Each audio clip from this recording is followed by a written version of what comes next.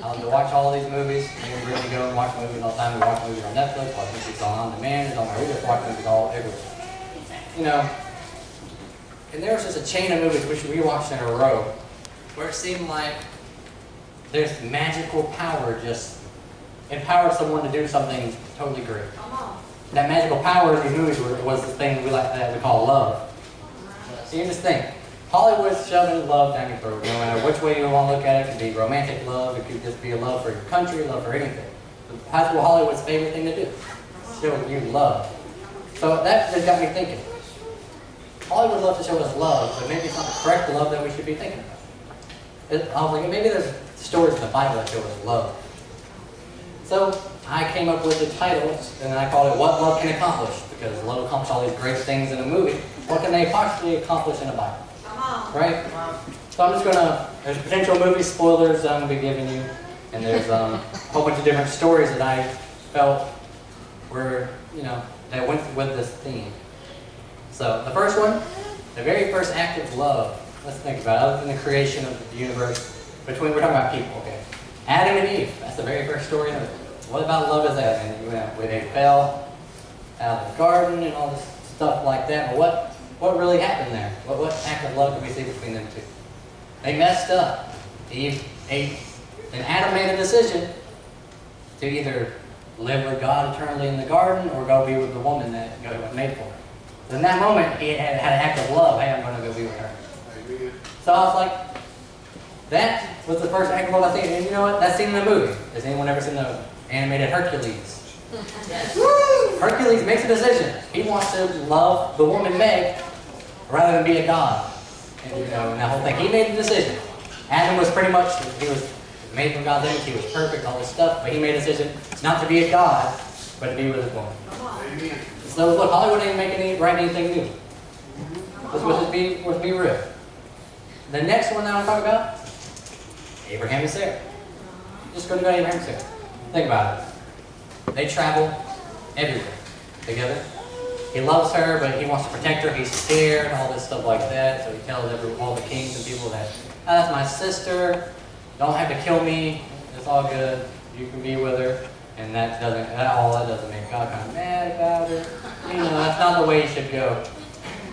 But he does love her. I mean, they stay together even though they don't have a kid for forever. And that was, even though he was promised, hey, you're going to have a kid, and you're going to have all these generations of kids, you're going to, I'm going to come from you.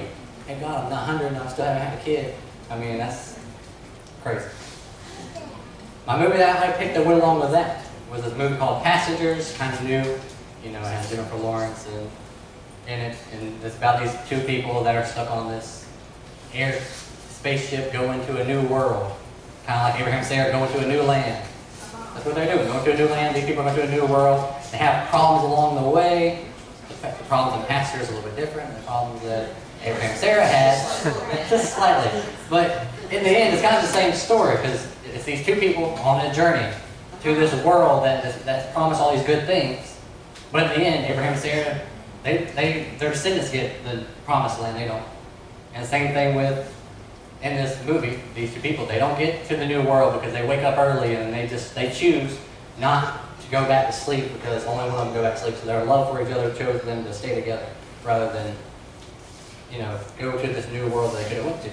Again, Hollywood kind of just, they're trying to give you this love that we can find right in the Bible. The Bible is a love story altogether if you think about it. I mean, just look at the end of the book.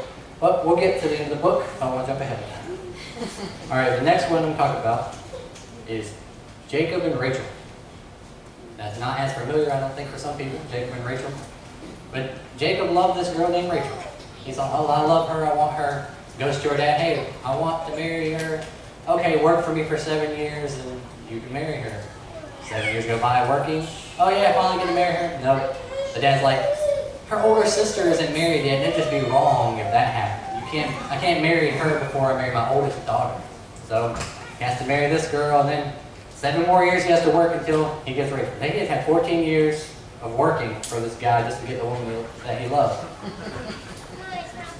Now here's a movie that men probably won't admit that they might have watched, but women probably love. It's called The Notebook. Yes. kind of a different story as well. But the main character in this movie, he stops at nothing to get the girl that he loves, even though she doesn't remember anything. He reads his stuff all the time to her. You know, he has a house that he won't sell because it's for her. He wants her. He does anything for her. Kind of like Jacob working all those years, even though he got a little bump in the way midway, 7 years. Now that's, like I said, there's all these stories. What can love really accomplish so far? Love has accomplished, it seems like it's made Adam leave the garden. That doesn't seem so good, but it's good for him. That's what his heart desired. It set two people off after a new world to travel together. They loved each other and they chose each other. And it has made a man named Jacob work really, really hard for a woman that he loved. It's all about works and decisions so far. So, now let's get off maybe romantic love for a moment. One of my favorite people in the Bible is David. He had a love with a person named Jonathan, his best friend ever. That was his best friend. It was a love. They had a love. A best friend love like I do with Matt, with Brian, with Eric. That's what it is. They had this bro love. They would do anything for one another. Jonathan gave up his sword, for, hey, David, here, take my sword, take my robe, here.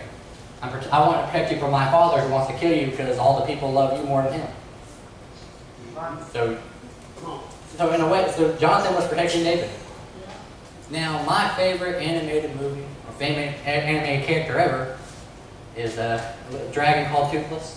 From How to Train Your Dragon. He's my all-time favorite animated character. But, I've watched How to Train Your Dragon, How to Train Your Dragon 2, the new one's coming out, I'll be watching that. And I've watched all the series on Netflix, watched all of it. Love Toothless, he's my favorite. But in How to Train Your Dragon 2, something crazy happened. Toothless and his rider, Hiccup, they're best friends, even though they're dragon and human. They're still best friends. They hang out, they love each other. They actually rely on each other because they're both handicapped. Because Toothless don't have he's missing part of his tail. Hiccup's missing a leg. They just they work together. But anyways, in that movie, Toothless, they have these giant dragons. They call the alphas. These alpha dragons are big and bad. They control all the other dragons. And this dragon was about to hurt Hiccup, which is Toothless' best friend. And so what does Toothless do? He gets the power within himself to become Alpha Toothless. Alpha Toothless. He can turn blue. He gets a stripe of blue. But the love he had for his friend Hiccup empowered him to fight this giant dragon that controlled everything else. I was like, oh, they're showing me this in a movie, in a kid's movie. I love this. And of course I had to do that. And of course I looked at with David Jonathan, because David was my favorite thing from there. That's not about romantic love though. The Bible does not only have romantic love in it. And they show you how to be a friend. And what you should do for your friends and how you should watch your friends' backs and keep them on the right track.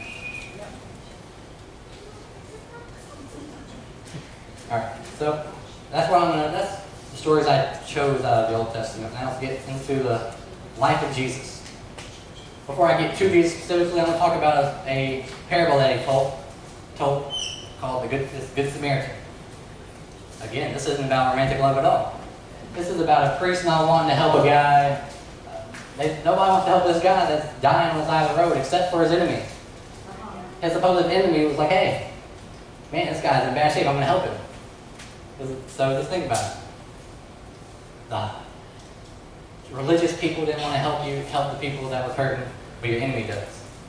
That's just a story that you got to think about. So what could that possibly, what movie? It was hard finding a movie for this one, just to be honest with you. But I found one. It was another kids movie called Trolls. If you ever seen Trolls, you know that the little trolls are at war. They get eaten by these bigger. They get eaten by their enemies. That's what the enemies do. They think, oh, I'll get happy if I eat a troll, because trolls are happy. What? Can't they eat people? But the princess of the trolls, she decides, hey, these trolls are unhappy. They need some help. Whenever the chef troll was only feeding the trolls lies, you're only going to be happy to eat these trolls. You're only going to be happy. That's what they thought. So potentially your own people were lying to you, but then your enemy said, hey, I can show you a better way to be happy. I can help you. Even though I'm your enemy, I'm going to help you and save your life. In return, I'm not going to be eaten. But So, again, just love stories that you can see that aren't always about romantic love. Now we talk about something Jesus did. Jesus and Lazarus, they were good, they were cool friends. He said, that's my friend Lazarus over there, he's my friend. So, he raised him from the dead after, he died. Stuff like that. I think a lot of us know that story. But I linked that with the new Mummy that came out. Even though it's different because the Mummy had romantic love in it. But in return, it was they kind of did the same thing. The main character, he's like, oh no, the woman I love died. The Mummy killed her. So he saves her. He becomes the Mummy to save the girl that he loved. So in a way, he raised her from the dead because of the love he had. Jesus raised Lazarus because of the love he had for all of us, which includes Lazarus. So now the most important one. Jesus and us. That's what I'm talking about at the end of the book. This whole Bible is a love story about Jesus and us. Think about it. What did Jesus do? He died for us. He didn't have to. He was perfect. So, I linked this, you can't really, nothing's going to compare to dying on the cross. I could have picked Passion because it's the same thing. But I chose to go with a more secular movie, and I chose the new Wonder Woman. Not because Wonder Woman is like Jesus, but the guy that loved her went and sacrificed himself in that movie. And in return, it unlocked her powers to become a god. She became God because of the sacrifice he made. So in a way, he unlocked her powers by sacrifice. Jesus gave us, all of our gifts by our sacrifice. He sacrificed to give us our power, to live in us and to empower us. It's probably hard for me to look at movies and try not to find some way to connect it to something I can, you know what? The Bible has a story like that. It's probably a little bit better. Probably, but the Bible's not all, roses and everything. But if you look for the things that are love stories, you can find them. And it'll give you an example on how you should do things. But, Valerie, can you bring up the Ephesians 2? So, like I said, my title is, What Can Love Accomplish? I want to know the accomplishments of love. We've listed a whole bunch of different stories of love in the Bible and movies.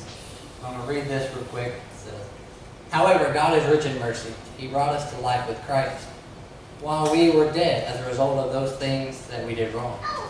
He did this because of the great love that he has for us. So what does love accomplish? Exactly what it's telling you that's doing. We are saved by God's grace, and God raised us up and seated us in heaven with Christ Jesus. God did this to show future generations the greatness of his grace, and by the goodness of God has shown us in Jesus Christ, in Christ Jesus. You are saved by God's grace because of your faith. This salvation is God's gift. It's not something we possess. It's not something you did that you can be proud of. It's not something you did. It's what he gave us. Now, the reason I chose this is because of verse 10, and it's because it's talking about what he's accomplished. We are God's accomplishments. God is love, right? 1 Corinthians 13 tells you God, love, all the stuff that love is. God is love, and we are his accomplishments. So what did love accomplish? Us. We are the living proof of what love accomplishes. It says we are God's accomplishments, created in Christ Jesus to do good things. God plans for these good things to be the way that we live our lives.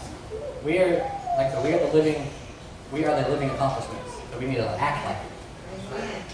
Because since God lives in us, Jesus lives in us, therefore we are loved. And we have the power to do these things that Jesus did. But think about what love accomplished. Jesus' love as well. Here's a few. Love changed water to wine. Love healed the sick. Love drives out evil spirits. Love sets people free. Love cleanses leprosy. Love makes the lame walk. Love raises the dead. Love calms storms. Love casts out demons. Love makes the blind see. Makes the mute speak. Love can walk on water. Love makes the deaf hear. Love puts an ear back on after it gets cut off by a disciple. The ones that follow you, the disciples, when they do something, love fixes it. Love can undo mistakes. When you act in love, it does a whole different thing on your life. If you think about most of our mistakes, they're not coming from something we did out of love. What can love really accomplish? If you do everything in love, which is 1 Corinthians 16:14, which I didn't have in here until we said, I got a shirt that says this thing. I'm like, oh, what is it? And I read it. Oh, that's awesome. 1 Corinthians 16:14, I didn't tell Valerie because, it's just really short, really. It's do all these things in love. That's the very last thing Paul said to the Corinthians. Pretty much, that's the last commandment he said. Do everything in love. Everything you do in love. If you don't, you're going to make a mess out of it. You're going to make a mess out of all these things if you don't do it in love. The band wants to come up here. We're going to do a song that actually kind of tells us. It's a great song. That Hillsong is on the album. It's called Greatest of These. I'm going to read the lyrics before we do it so you can be kind of familiar. I won't chase after greatness. So I could chase after greatness, be the first to fall on my knees, lose myself to be found where you want me. I could do all the right things, sing words until they bleed. But I know it's just noise if I don't have love. Like that's all the 1 Corinthians tells you this. It says, so I won't waste my breath if it's not for love. I don't have the heart if it's not for love. Don't let me say it's faith if it counts no cost. Because there's no fear in love, but there is a cross. Amen. I can speak like the angels, prophesying, knowing all. I can live with the faith to move mountains. Should I die like a martyr, give my wealth to the poor, it would all scream loud nothing if I don't have love. And then it goes back to the chorus. And the bridge is pretty much 1 Corinthians. It says, be patient, be kind, hold no envy or pride. Be the first to come last for another. Never forced, slow to anger, trust without keeping score. Long to suffer with truth, love will never die. So I won't waste my breath if it's not for love. So I'm going to sing this song with you.